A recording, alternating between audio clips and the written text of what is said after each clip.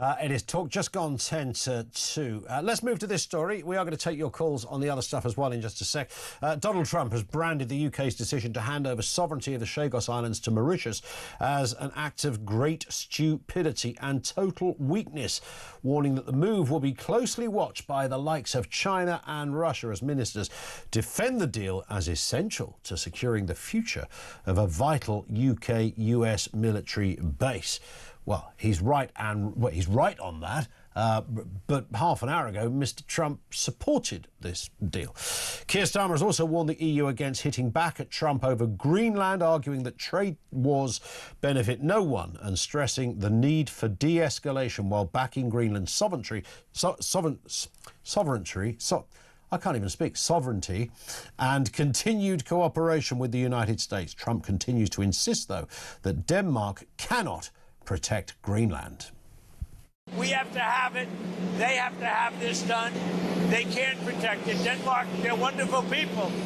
And I know the leaders are very good people, but they don't even go there. And, you know, because the boat went there 500 years ago and then left, that doesn't give you title to property. But Mr. Trump says he has. Let's speak with foreign affairs analyst and retired US Army Lieutenant Colonel Daniel Davis. Daniel, good to see you again, sir.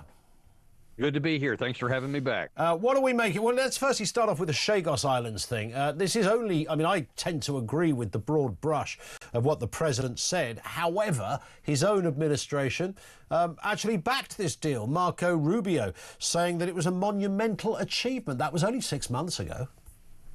Right. Yeah, that's part of what just makes us a head scratcher. And the comments that we made back in May of last year are accurate. I mean, they make sense. It's reasonable when you look at the terms of the deal, what's being secured, what's not being lost.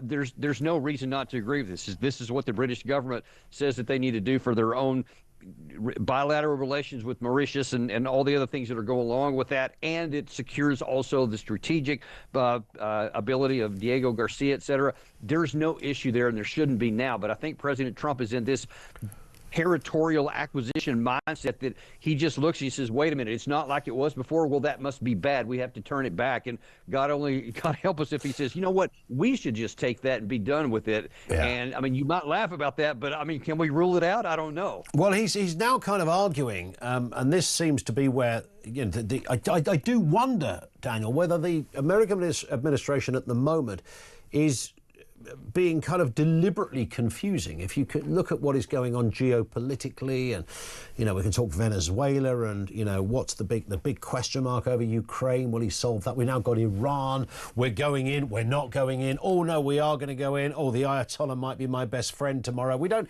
You know, it's this kind of. They often talk about the fog of war, and of course, it does seem to be the fog of all sorts going on at the moment. And Greenland is interesting, of course, within all of that, because Mr. Trump is arguing that Greenland, the Chagos deal legitimizes somehow his desire for Greenland because, you know, we need to be safe and protected from the pesky Chinese and the Russians. Well, that's the reason why I said only half jesting that. Well, I hope that he doesn't come and say we're going to take the Chagos Islands, etc. Because look, you got to look at it. Just be honest about it. What's going on up in Greenland? The arguments that he's making, we cannot have China or Russia in our hemisphere. They will take it over if we don't.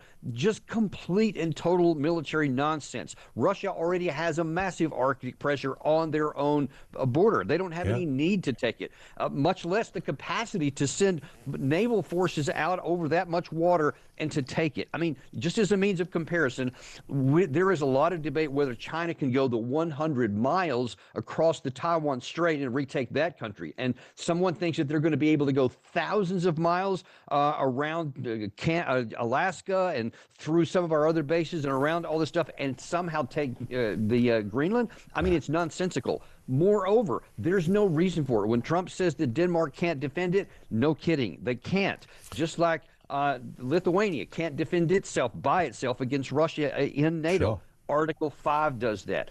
If we wanted to expand our military base for some reason, we think we need more, there's a provision for that. We have an agreement that would allow the expansion. We don't need to take it. So every way you want to look at it, the justification is not matching reality. So And that is that is the point. I think it's the 1951 agreement, isn't it, that allows America, if it wants to expand, you can put up another 10 or 20 military bases and put some boots on the ground if you need to. That is already allowed, which begs the rather obvious question. Well, if that is allowed, then what's the point of what Mr. Trump is spending an awful lot of time arguing at the moment? And you know, you got to look at that even from a domestic position. It would cost, by some estimates, around $700 billion to buy Greenland, and then we're putting ourselves on the hook for taking care of the people of Greenland indefinitely, which would be another massive amount of some number of billions of dollars. Sure. And I just don't see that his base is going to say, yeah, let's sign up to send more of our money perpetually overseas when it's not necessary, because we already have security. So I honestly, I just don't think it's going to be bought. Whether he does something foolish, that, however, is very much open possibility. Indeed. You started off with the term head scratcher, and it continues to be one. Daniel, thank you for your time, sir. Really appreciate that. Daniel Davis, Foreign Affairs Analyst and retired US Army Lieutenant.